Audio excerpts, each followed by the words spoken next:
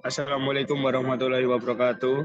Perkenalkan, saya dari kelompok 4 mau mempresentasikan sistem prolog diagnosa penyakit gangguan tidur. Perkenalkan, nama saya Muhammad Rizal Farezi dengan NBI 14621000113. Assalamualaikum warahmatullahi wabarakatuh. Perkenalkan, nama saya Muhammad Alvan Firdaus dengan NBI 14621000105.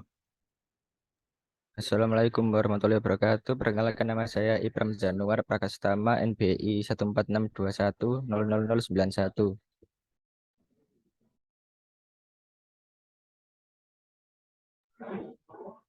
Pendahuluan, gangguan tidur merupakan sebuah kondisi di mana seorang mengalami kelainan pada tidurnya dan mengaruhi kualitas tidur.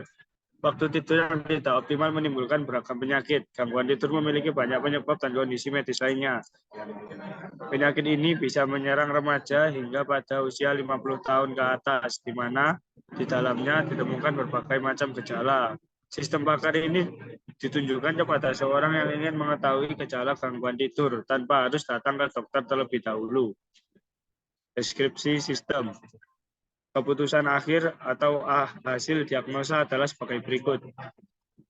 Insomnia primer, insomnia kronik, insomnia idiopatik, sindrom apnea tidur obstruktif, sindrom apnea tidur sentral, sindrom hipoventilasi alveolar sentral, sindrom kaki gelisah, sindrom gangguan gerak, gangguan ritmik sirkadain, hipersomnia. Selanjutnya dilanjutkan oleh teman saya.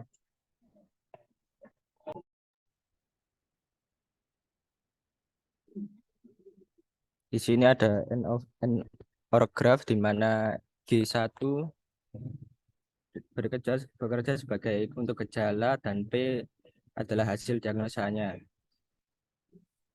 Seperti pada graf di sini, G1, G2, G6 merupakan gejala yang telah didiagnosis untuk menjadi P3. Kemudian seterusnya sampai P4, P5, P6, P7, P8, P9 sampai P10. Kemudian ini ada keterangan gejala yaitu G1 untuk sulit tidur, G2 terbangun saat tidur, G3 rasa tidak segar atau lemas, G4 untuk cemas, G5 kerja di tempat tidur, G6 sulit tidur sejak dini, G7 obesitas, G8 mendengkur keras, G9 riwayat jantung, G10 mendengkur ringan, G11 berkelebihan tidur siang, G12 bergerak berulang, G13 sensasi tidak enak pada kaki, G14 jam tidur, G15 selalu mengantuk di siang hari.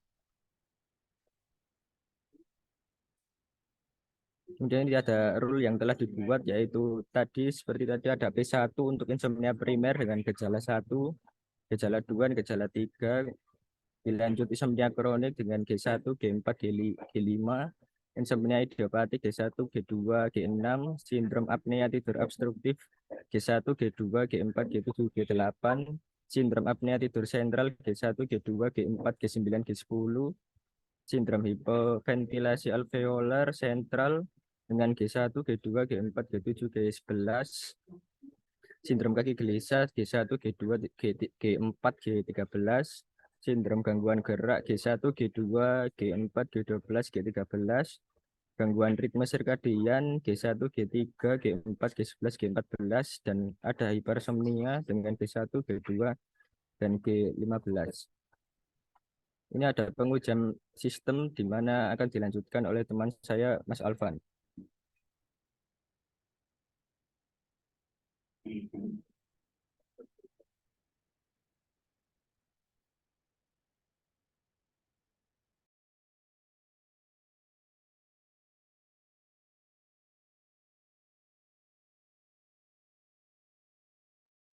Oke, apakah sudah dapat terlihat? Dapat real, Mas Alvan? Oke, pertama-tama dalam dalam coding sistem pakar prolognya yaitu kita membuat query-nya terlebih dahulu. Nama query-nya di sini yaitu pertanyaan. Query di sini juga sebagai penanda tentang penyakit tersebut. Misalkan query apakah Anda sulit tidur akan dikategorikan sebagai sulit tidur dan seterusnya. Kemudian dalam proses diagnosa forward chaining ini merupakan sintaks dari perekaman jawaban dari query yang dilontarkan oleh program. Berisi pertanyaan, tanya, koma observasi, bertanya, jika jawaban yang diketik adalah Y, maka jawaban akan dibaca dan akan dilanjutkan ke rule berikutnya. Oke, kemudian isi dari rule sesuai dengan yang ada pada laporan tadi. Contoh yang pertama ini rule pertama primer, isinya sulit tidur, terbangun saat tidur, dan lemas.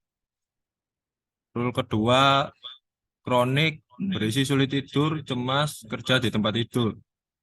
Rule ketiga idiopatik, berisi sulit tidur, cemas, sulit tidur sejak dini. Rule keempat yaitu apnea obstruktif yang berisi sulit tidur, terbangun saat tidur, cemas, obesitas, mendengkur keras. Rule kelima yaitu apnea sentral yang berisi sulit tidur, terbangun saat tidur, cemas, dan mendengkur pelan. Rule keenam hipoventilasi yang bersyarat sulit tidur, terbangun saat tidur, cemas, obesitas, dan berlebihan tidur siang. Rule ketujuh yaitu kaki gelisah yang berisi sulit tidur, cemas, dan sensasi tidak enak pada kaki. Rule 8 yaitu gangguan gerak yang berisi sulit tidur, cemas, gerak berulang, dan sensasi tidak enak pada kaki. Rule ke-9 yaitu ritme sirkadian yang berisi sulit tidur, lemas, cemas, berlebihan tidur siang, dan juga jam tidur. Rule ke-10 yaitu hypersomnia yang berisi sulit tidur, obesitas, kantuk siang. Nah, di sini merupakan predikat jawaban yang berisi dari primer dan Z yang akan dihasilkan saat perekaman berdasarkan rule yang ada di atas. Kemudian delete retract all observation ini digunakan untuk mereset jawaban ketika hasil diagnosa sudah ditemukan. Jadi bisa mulai dari awal lagi. Main ini berisi dari analisa yang ada di atas, kemudian rule variabel X dan Y, jawaban Y dan Z, where Z, dan delete. Oke, kita mulai compile.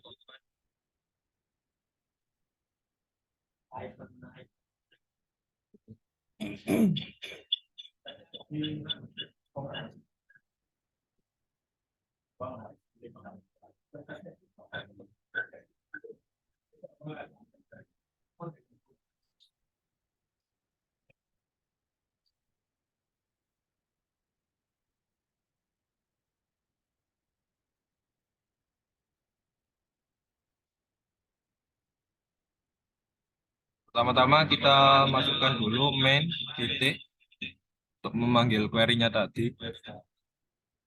Kita sesuaikan dengan rule-nya.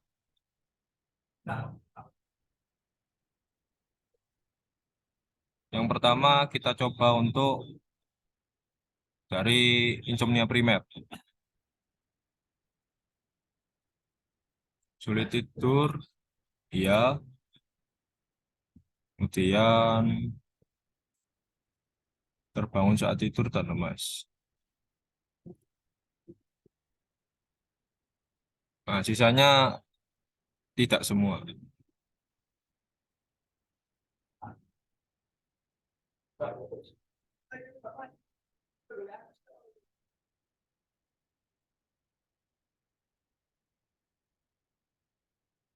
Nah, hasilnya true yaitu diagnosanya insomnia primer.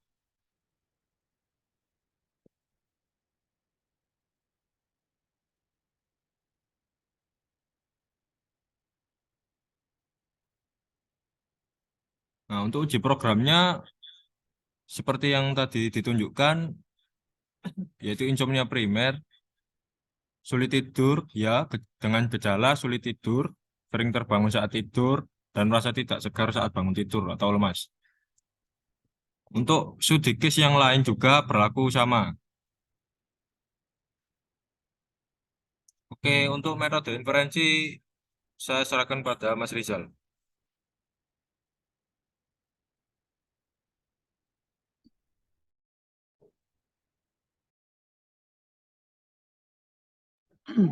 Oke, Mas Alpan, terima kasih. Metode inferensi forward chaining merupakan metode yang digunakan dalam sistem pakar dengan menggunakan sistem pelacak ke depan, dimulai dari sekumpulan fakta dan berakhir di kesimpulan. Forward chaining digunakan untuk menentukan gejala-gejala yang sesuai dengan rule yang dibuat untuk menghasilkan diagnosa yang diinginkan. Daftar pusaka.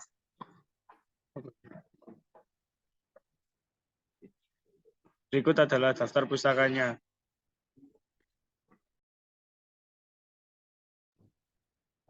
Oke, sekian presentasi sistem pakar diagnosa penyakit gangguan tidur dari kelompok 4.